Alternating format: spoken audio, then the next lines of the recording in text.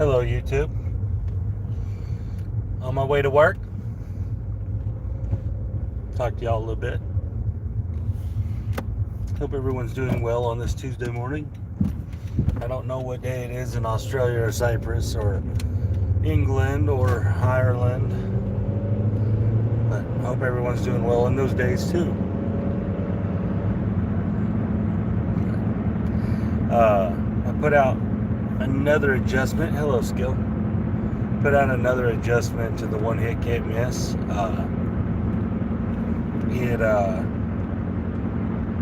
When you play everything else, hello, Alex. You play everything else, it's more consistent. That's for sure. Just because as long as you don't roll a 10, you're gonna make money. So again, that's a very big strategy.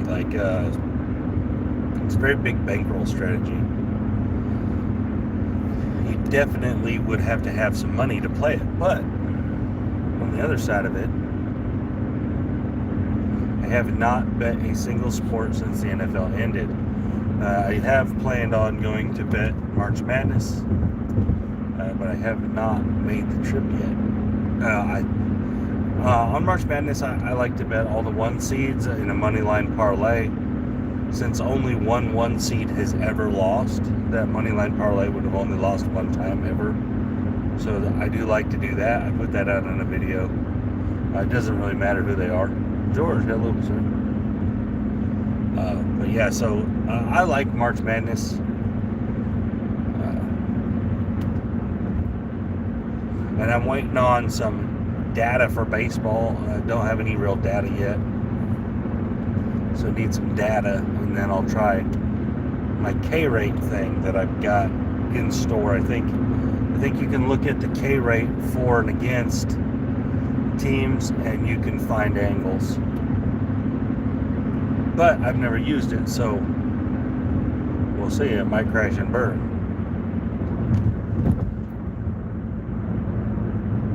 Yes, Mr. Paradise Crabs is here. How are you, sir? But yeah, so right, you can't use spring data. You got guys out there that are never going to play. Yeah, so you got to wait for some. I figure I'll start after about 10 games and see what happens. See if I'm finding any angles, and then obviously as the year goes on, it'll get better and better and better. But that's the one good thing about baseball is there's a bazillion games.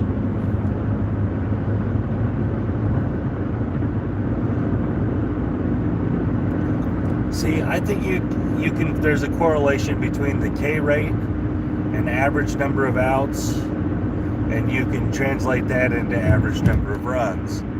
So if your K rate of your pitcher is, let's say, 12, it's a really good pitcher. He averages 12 strikeouts. But the team that you're playing against, he also, let's say they average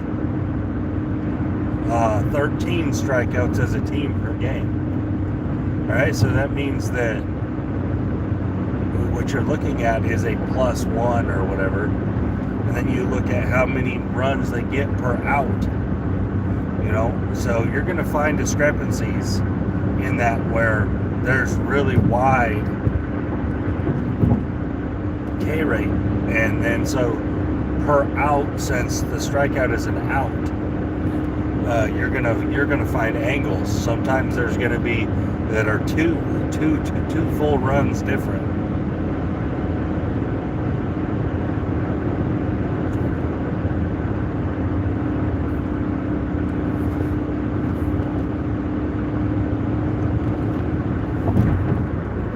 Multi-roll probability, is that a term that's a term I don't know? Is it exactly what it says? Because I'm thinking that's what it is.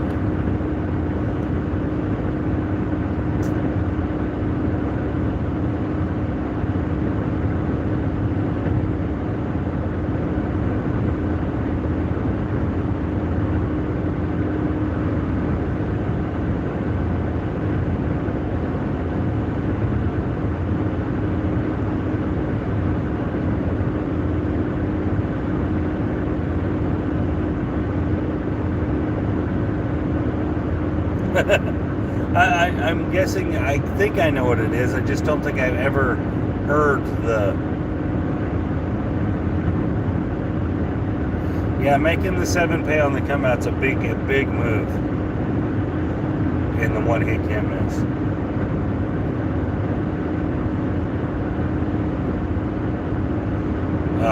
I think I know what he's saying with multi-roll probability.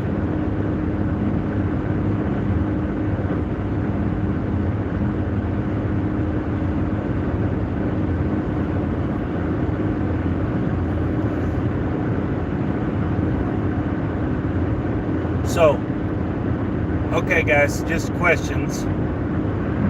Quick questions. There's only 4 of us in here, so, or 5 of us with me. Alright, quick questions. What is it you're looking for at the craps table?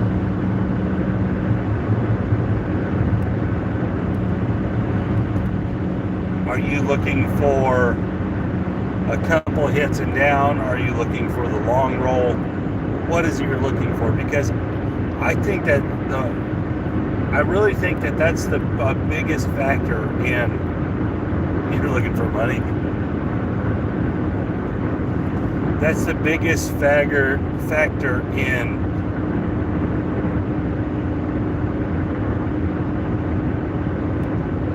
Okay, so if you're, like, for example, Alex is looking for something very specific.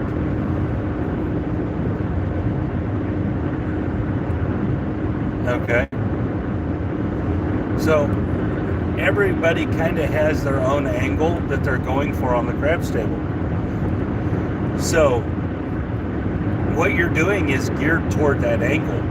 And I'm noticing this more and more, and I think I've overlooked this a little bit, assuming that players are generally the same one way or another. You know, there's only a couple brands of players, but that's just not true. Because I think that there's players that are literally looking just to see how many times they can throw the dice, whether there's money involved or not.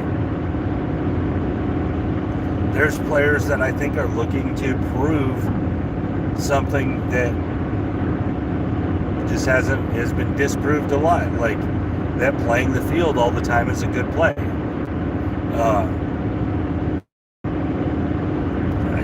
I think it goes as far as that even, and so I'm not saying anybody is wrong or right.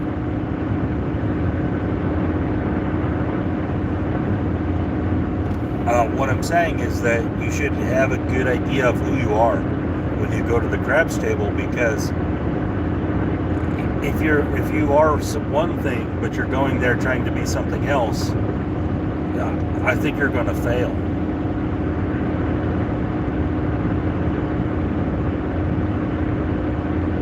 Right, that's what I thought you meant. Paradise Craps, that's what I thought you were talking about. I just have never heard it called multi-roll probability. But so I'm just curious, because, for example, in George's game, George never plays the dark side, all right? And he does just fine. He's just fine, never plays the dark side, so he's always attacking, and which works really good for him. For example, in my game, I almost always play the dark side, or at least I start there somehow. Somehow I have the 7 covered when I start, no matter what. Now I move to the light side, but I almost always start in one spot. And so, and then you have other players, for example, I'll use Skill and Luck. Most of Skill and Luck's game is about regression. So he plays big and then regresses so he can play for free.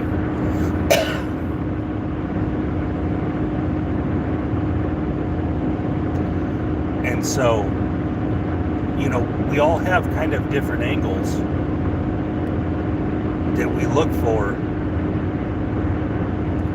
and none of them are wrong.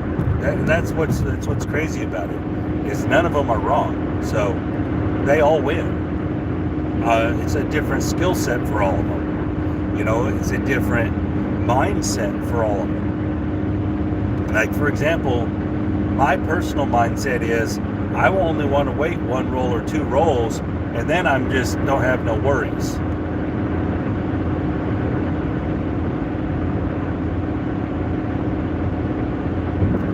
Well, yeah, I agree. I mean, I just don't call it that. I just guess, and I've watched a lot of his videos, so I've probably heard him say that. I guess I just overlooked it.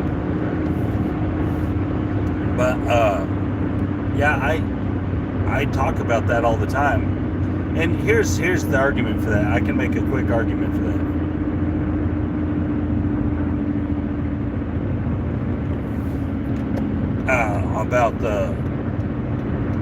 About probabilities in craps specifically being a group as opposed to an individual role. And the argument is, yeah, but my argument is if you see 2 7s in a row, do you really believe there's going to be a third? If you see a third in a row, do you really believe there's going to be a fourth? Now, I'm not saying it can't happen, but I'm saying you get less and less, it gets less and less believable as it goes, which is, it's based in frequency, that the group of rolls, not each individual roll, a group of rolls shouldn't show something. You shouldn't have 5 10s in a row. You just shouldn't. It's not natural to the game. And I think that's where a lot of that factors in, is that when you see weird anomalies,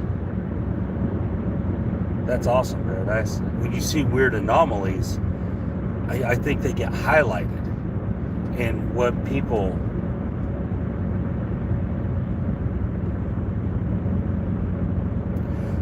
Okay, and I agree, George. Okay, so, George, you're the exception. Guys like you are the exception. And that's what pit players got to watch out for. Is if a player is really good at throwing, he's going to get a certain group of numbers far more often than any other numbers. And that's true. That's true. A controlled person on the dice table is going to get a smaller group of numbers on average. His bell pyramid thing is going to be much smaller. It's going to be much weirder looking. It's going to be controlled. I'm not saying it won't roll 7s. What I'm saying is it's going to be in a smaller group where most of his rolls end up. And I absolutely believe that's true. So, but I'm just talking about from like guys just throwing the dice down the table. And that's just purely random, if you see a weird bunch of numbers, that's odd. You shouldn't see that. Or you shouldn't see it very often. So I do think you can play off of it if you're talking about like purely random situation, where if you see a couple of the same number, you know, you're probably not going to see that number again for a minute, or at least for a couple. The repeater strategy move that made me much more money individually than everything else. Okay.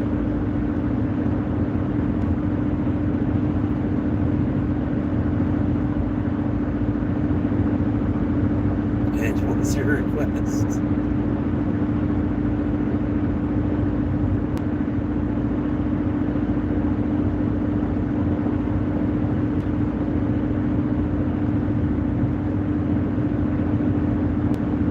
What's your request, George? Okay, so you want to see everything, okay. I mean, it's hard for me because I only use one camera. Right, so I'll have to put the camera the other direction. I can do that.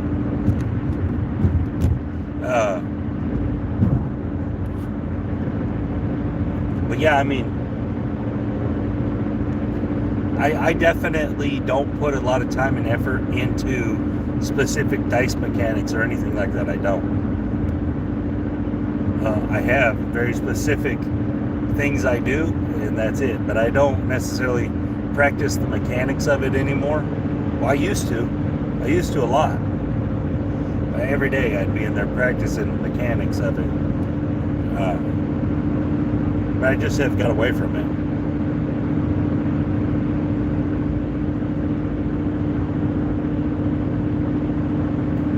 But yeah, there's definitely oh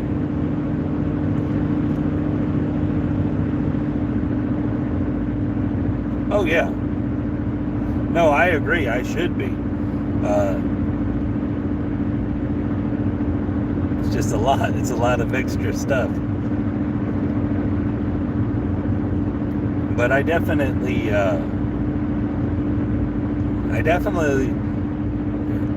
have my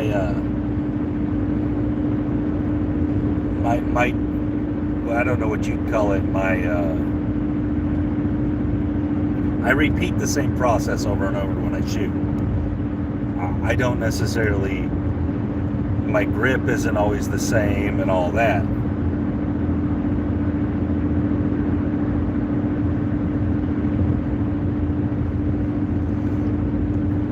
You know, I'll be honest, unless you know the shooter, unless you know the person, like we've seen George shoot a million times, but if I don't know the person, I always assume they're random, whether they're setting the dice or not. A random shooter strategy should work on controlled shooters. You just may have to make a small adjustment. If they're really good and they're hitting inside numbers just repeatedly, obviously you don't want numbers on the don't side and the inside.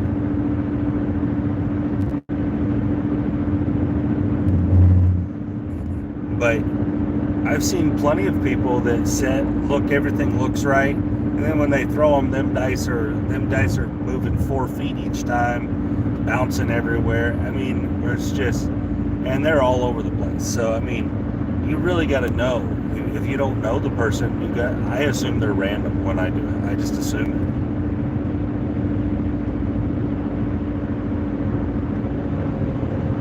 it. And I mean, most of the things I do are built around that.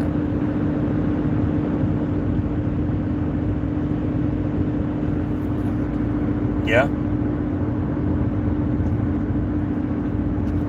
You know, I don't know if that's a psychological thing or what, but I agree. Like, I found that same thing when I was really tracking all my dice rolls and everything. When I was there for a while, I was a big proponent of just working all the time. I said, I used to say if you're a dice controller, it shouldn't matter. But I don't know if there's a psychological thing there where you roll come out sevens, because I was doing the same thing and I found that it was better to not work them. So I don't know why that is, because honestly, from a dice control standpoint, it shouldn't matter. Like when you think about it from just a broad standpoint, it's like, well, you shouldn't be rolling them anyway. But yeah, I've found that working the come out seven, it must be psychological.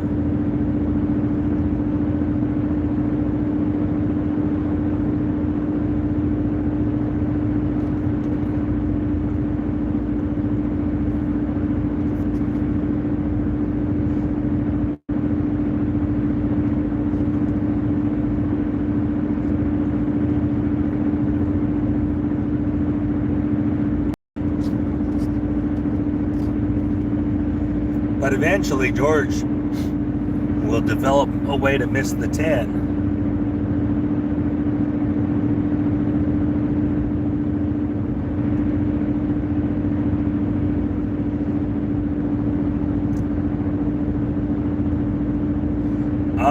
Actually, I don't think that's true, Paradise. Not if you're talking about the next roll, because repeating numbers, it is a different probability. Now, if you're counting every roll individually every single time, that's a way to look at the game, but to repeat a number, it is unusual. It's hard to do. It's not gambler's fallacy.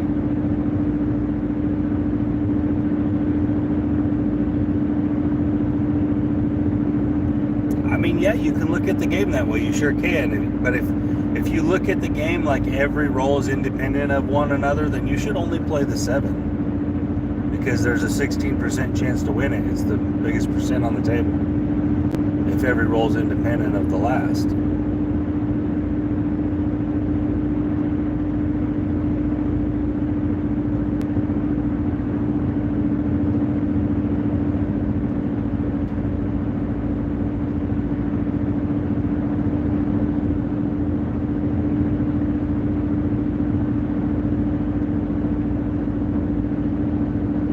I mean, even House Edge doesn't work with every roll being independent.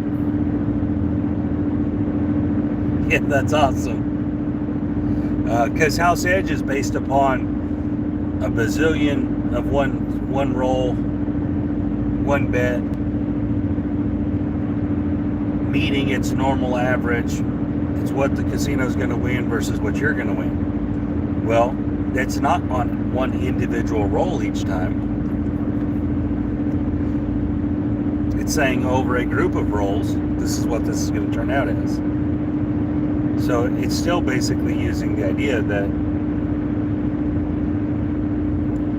the 36 roll probability of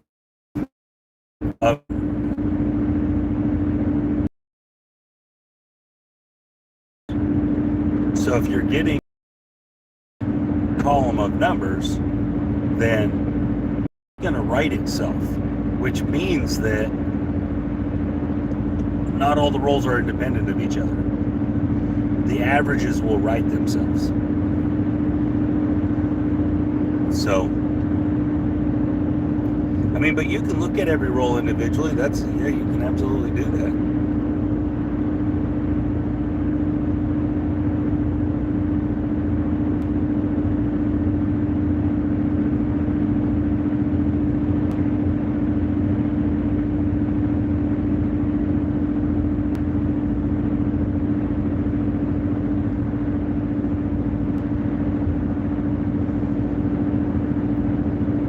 But I mean, honestly, guys, on that, what Paradise and Alex are talking about, I mean, I'm willing to bet on that. I'm willing to bet that when you roll a number, I'll bet every time, and you bet against it re-roll, you bet it for it again, and I'm going to beat you every session. You might win a few rolls, but I'm going to win most of the rolls. And it's going to be by a huge margin, because the probability is in your favor that it's not going to re-roll.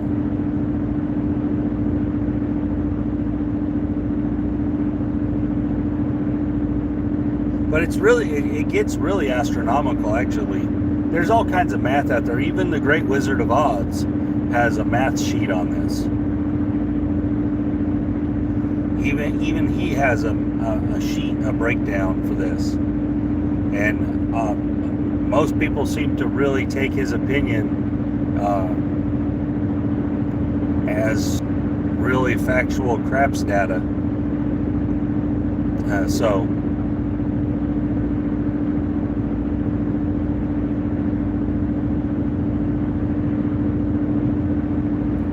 And he talks about this.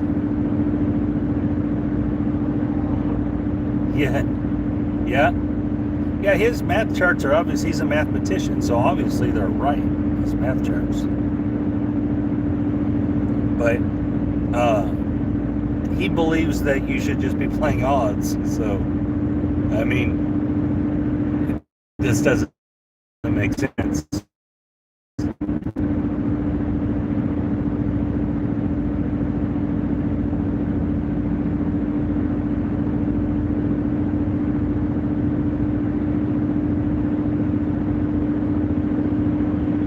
Okay.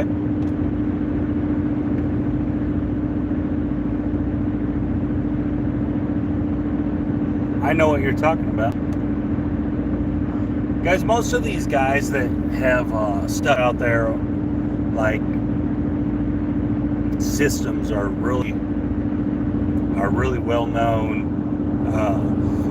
strategies and everything. I've obviously researched all those things, looked into a lot of them. For example,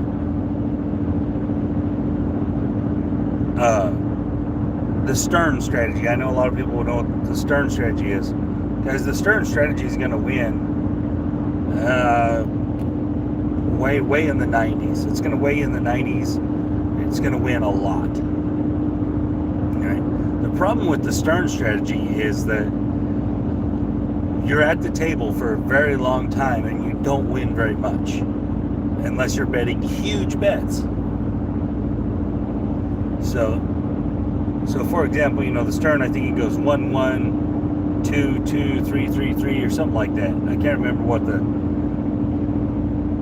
and basically what it's doing is every time you win, you're getting your money back, or every time you lose, you're going to be getting your money back and everything. So I think it has 9 levels or something like that.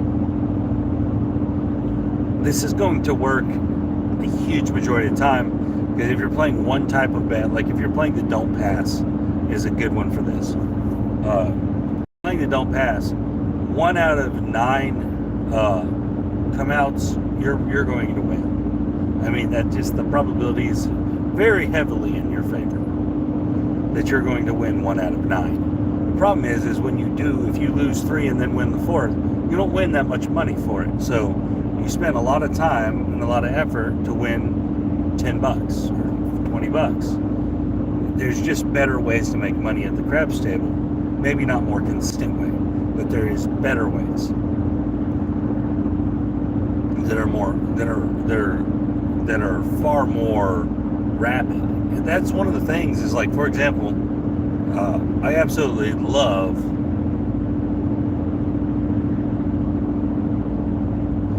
okay, right. I agree. I don't, and I know, guys, there are some people that love the craps table that just will sit there all day, don't have no problem making $5 a shooter.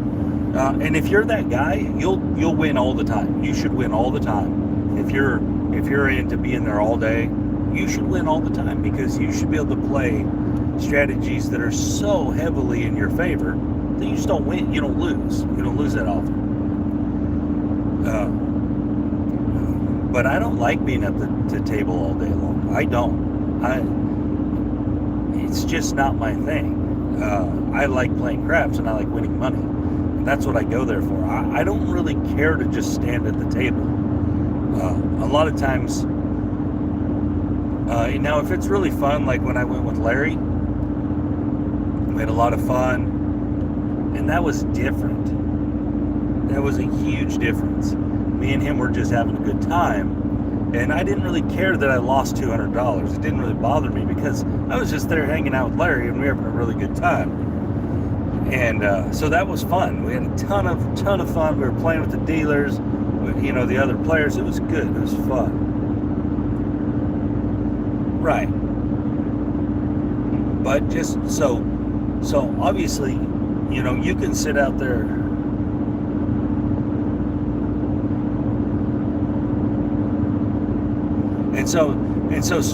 But okay, so you basically are kind of validating what I'm saying, is that all you guys that are commenting is that strategies like the Stern, they are absolutely 100% good strategies, no doubt about it. But you have to play all night to win $100. And for some people, you have to have $5,000 to play to win 100. And I don't I don't like it. It's just not my style. But again, it works. So I'm not knocking it. It absolutely works.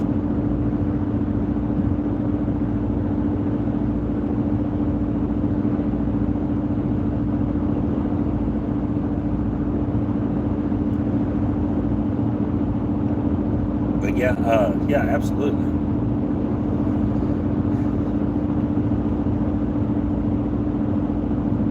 Right, and that's the one big negative on the Stern, whichever number you choose to use it on, because you can use it on any bet on the table. Uh, but if you used it on the don't is just the most, it's going to be the most consistent.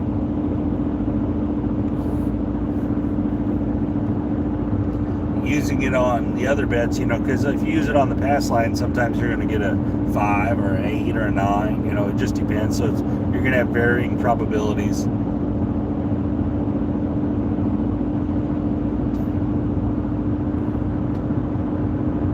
But like, for example, here's another one, and I love this guy to death. This is not a knock on him. I don't want this to be construed as a knock on him, because I love him to death. And I think what he's doing is absolutely 100% profitable. But you got to have a lot of time at the table and a big bankroll. And that's Charlie from DGE. His strategy is absolutely solid. It's absolutely solid. If you can wait out till you see 4 10s or 4 4s. Yeah, that next roll, you're gonna roll a 7 before another one. I mean, and that's how that's gonna go. But the problem is you might not see that for days. I spend quite a bit of time at the Real Craps table, and you just don't see runs of 4 10s and 4 4s before a 7. It doesn't happen that often.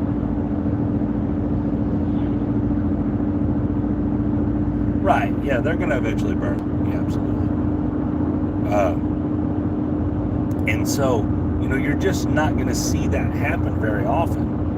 And obviously, he has other parts of his strategies, guys. And I'm just saying that the main part of his strategy there, it's just hard to see that. It's hard to run into it.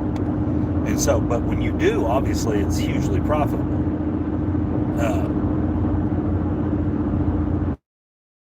It's just difficult. You might only see it once a week. I mean, so...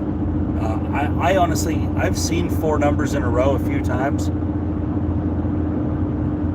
And hello, everybody that I haven't said hi to.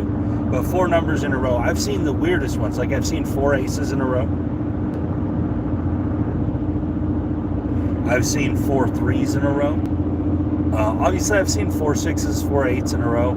I don't think I've ever seen 4 7s in a row. But I've seen 4 sets of aces in a row. So it's just weird, like, it's weird what you catch at the table. One guy might go 30 minutes before you and say for 30 minutes, it's been rolling 5 every other roll. And then I might stand there for 30 minutes and not see a single 5.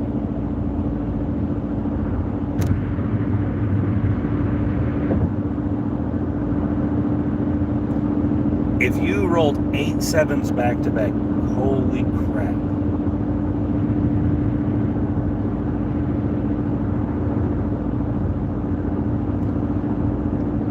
That is so ridiculously hard to do.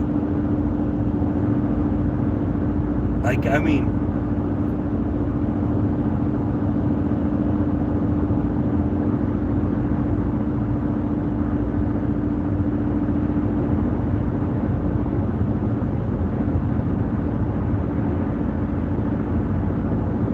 yeah, I mean, that is so hard to do.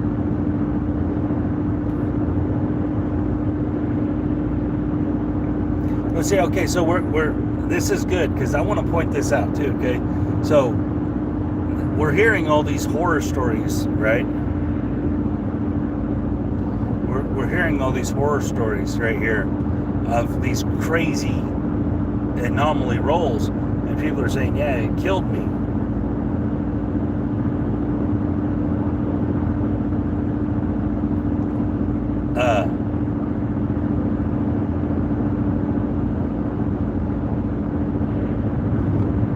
But you're not talking about the 200 shooters you went that worked just fine, So you had this one really, really crazy one, and then you had the 200 that worked just fine.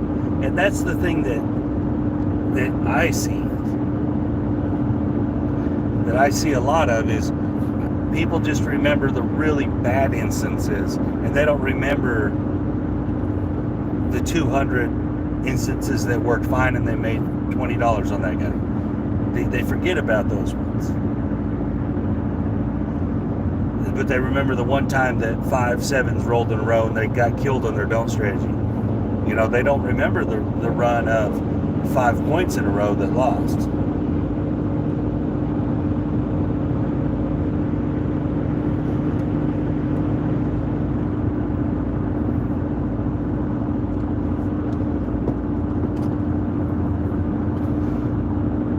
That's why I don't usually get derailed when I see don'ts get hit and stuff, because it's going to happen. Every now and then you're going to have that happen. And every now and then you're going to have really weird runs. But for the huge majority of the time, it's going to stay pretty consistent.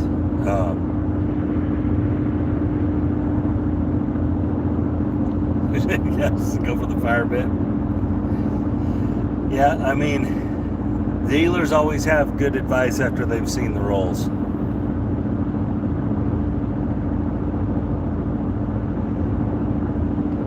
Yeah, they always have really good advice after they've seen it. Yeah, I mean, guys, there's no perfect way to beat the game. There's no perfect way. So everything has a hole. Everything has a flaw. You put it all together, you shouldn't have a very big hole. If you have a good solid strategy, and by strategy I'm talking about controlling the dice as well. If that's your strategy, that's fine. Good solid strategy, practiced, understand what's going on. Make your hole as small as you can make it. You're going to do well. That's the truth. You're going to do well. Small instances, I don't know. Another thing, I've talked about this a lot on my channel, is I'll get, someone will tell me, man, your strategy didn't work, I lost all my money. And then they'll finish the story and they'll say, well, at first I got up like $300, and then I lost the next 10 shooters in a row. And I'm thinking, well, you just told me you were up $300. So why did you not quit?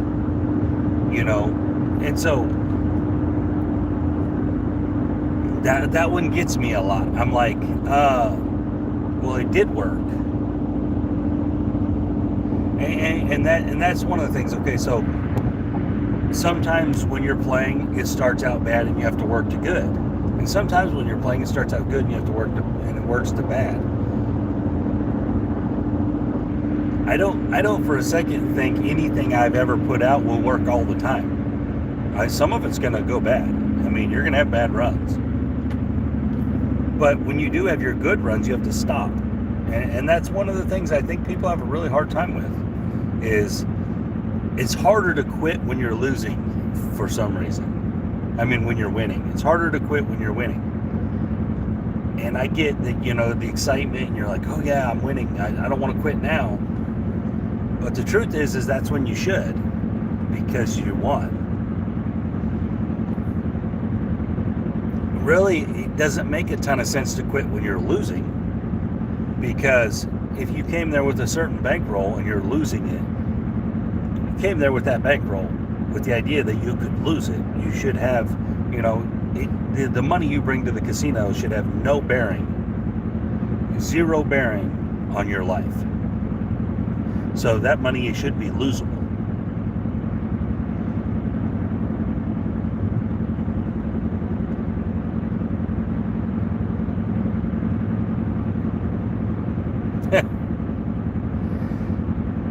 But so, like, stop losses, in my opinion, like a stop loss in my opinion is only a real thing if either you went there and you'd already won a bunch of money and you're like, okay, I'm only going to lose back $400 in profit. You know, if it goes to that, I'm going to quit. That way I'm still made a bunch of money. But going there with your initial bankroll, I mean, you have the idea when you go that, hey, this could go bad. So I don't think you should quit when you're losing, and I do think you should quit when you're winning. And that's kind of my philosophy on it. Sure, I like that. I like that idea. You know, because if your win goal was 300, you got to it. You know, if you keep playing and you lose, that's on you. You know, that's nothing bad about your strategy. That's nothing bad about, you know, it worked. Your strategy worked. You got to $300 up. Then you didn't stop. You know, so.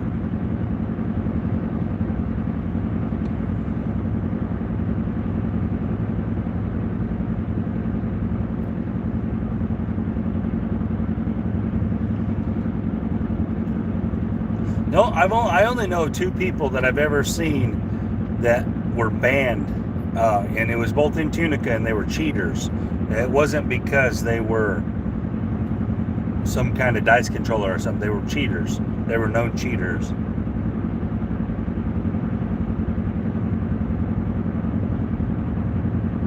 So that's the only 2 instances I've ever seen of it. It's very important. But yeah, these guys were part of a cheating group. Like they 3 or 4 would go to the table, and they were pass posters. So on odds, they would pass post on the odds,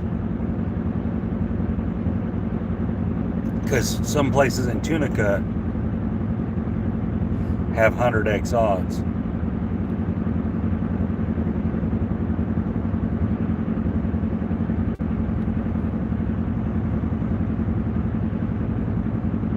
But that's the only 2 I've ever seen that were banned from any casino.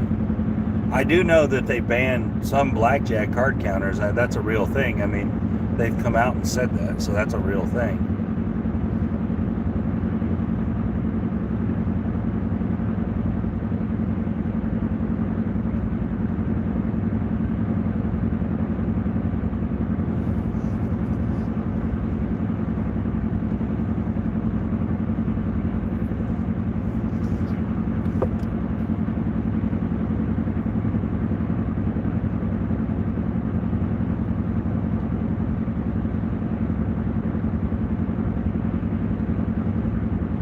Yeah. Okay, so for example, I've heard people say, and even in a radio show, the Dominator himself say that some casinos won't take his action. Well, I did a little research into this, and that is not exactly true. They limit them guys. Okay, so those Golden Touch guys and stuff, they limit them. So when they play, like for example, the casino will say, okay, this is only $1,000 table.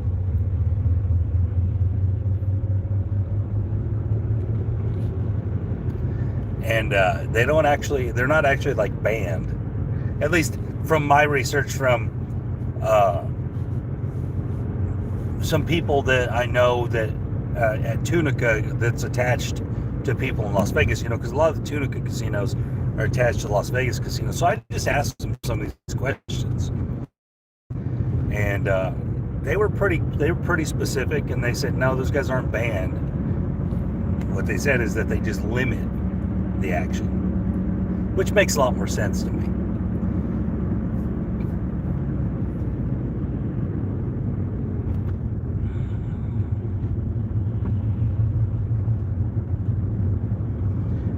Because I've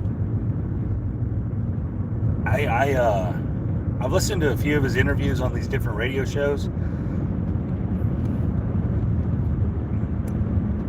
He's definitely trying to sell himself. So I mean, I'm not hating on him. Do his own thing. He actually lives in Arkansas now.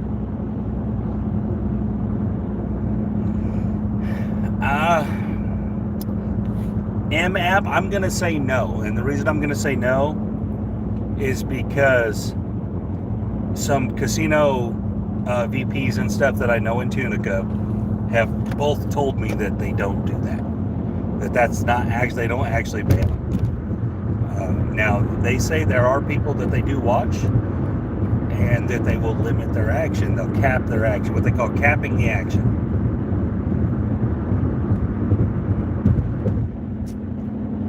capping the action is what he was saying. He said they just cap their action, so it takes down on the hit the casino could possibly take.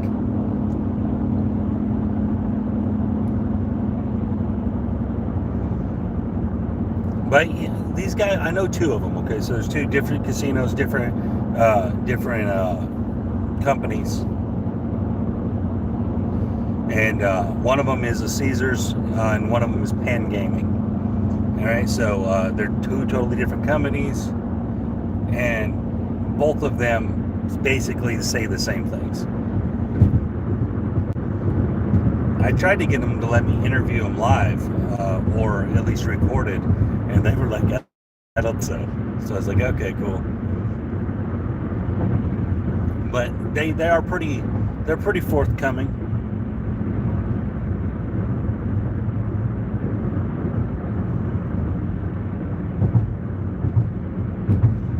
I'm not saying they weren't sweating you. They definitely could have been sweating you. They do sweat money. Some casinos sweat money. That's a real thing.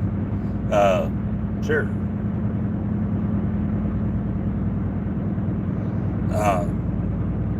They definitely, and well, that's the rules though, man. If you don't hit the back roll, they can say them are the rules when you walk up to the table. If you don't hit the back wall, it's a no roll. I mean, sure, they were just sweating the money. Yeah, I mean, it's the casino, man. It's their rules. I mean, yeah, that's the rules when you walk in. I know that sucks, and it's a shitty thing or a crappy way to play or whatever, but that's the rules. I mean, they can sweat that money like that. Those are little angles they can take, and it's not new to you, man. That's happened to other people too, where you're on a good roll and they start sweating that money.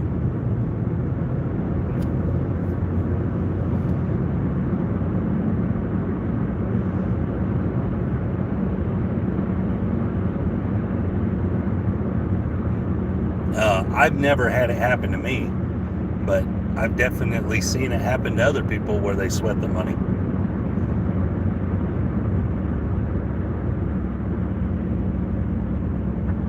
Sure. So, yeah, if you got a guy that's made 6 or 7 passes on a full table, and guys are betting, all the way across the board and are built up to, black chips every roll.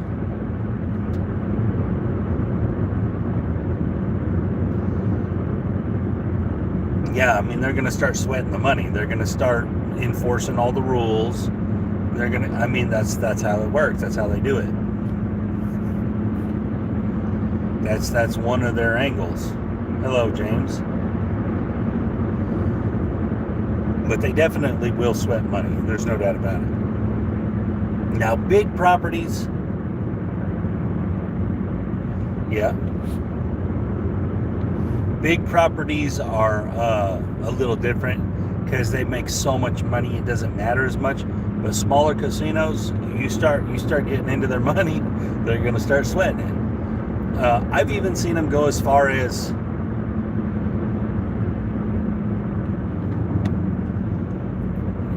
some places are no setting. Yeah, does happen. No dice setting, absolutely does.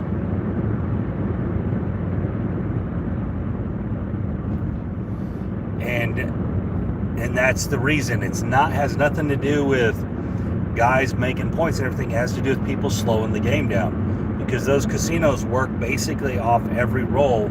They want so many rolls per hour.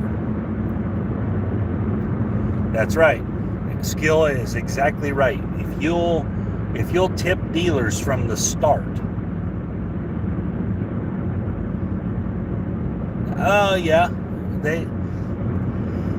there's a lot of craps rules that don't usually get enforced, but they're rules. So,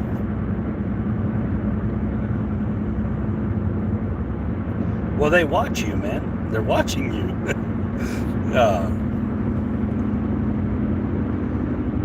But Bally's in those places, there's more than just that. They don't allow the dice setting. It's about roll per hour. They want, how many rolls per hour and stuff. They want that many transactions. And that's how they get their averages. That's how House Edge works, is over all those bazillion transactions. if they're only getting 20 rolls per hour because the guys are wiggling around the dice and doing, the little voodoo chants and all that over them, and they're not rolling the dice, they're not meeting their expectations, so their numbers are skewed. Casinos are all numbers. I know that's weird, no tipping. That's so weird.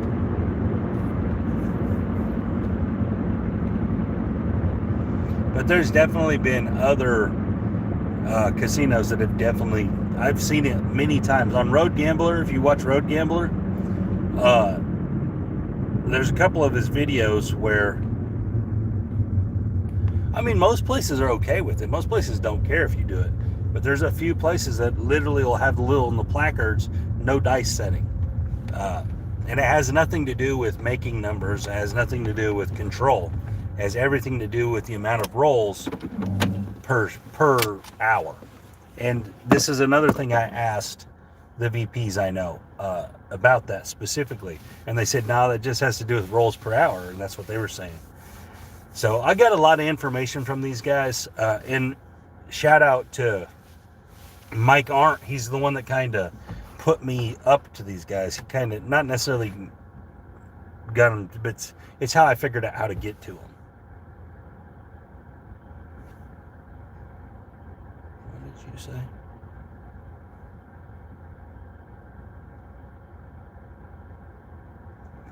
Okay.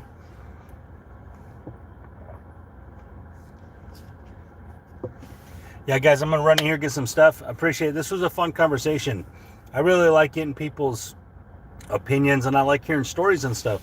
I used to get a lot of emails about that stuff, but you guys don't send me hardly any emails about stories no more. But anyway, so everybody go gamble your stimuluses. I said, Skill, when you were first talking about that, I thought that, I did say that was a great idea, the multi-win goals. I think it's a great idea. Yeah, go put your stimuluses on the craps table. Guys, I'm different than every other craps channel. I'm not putting the Gambler's Hotline on my channel. Don't play with the money you don't have to lose. You should know that by now. You're an adult. So, I'm hoping it's possible because I'm going to try to make a living playing craps. That's awesome. Guys, come on. This stimulus wasn't part of your budget in life. Go try to double it. Now, for you Australians, I'm sorry you don't get no stimulus. George from CY, you don't need a stimulus. You're a baller, so.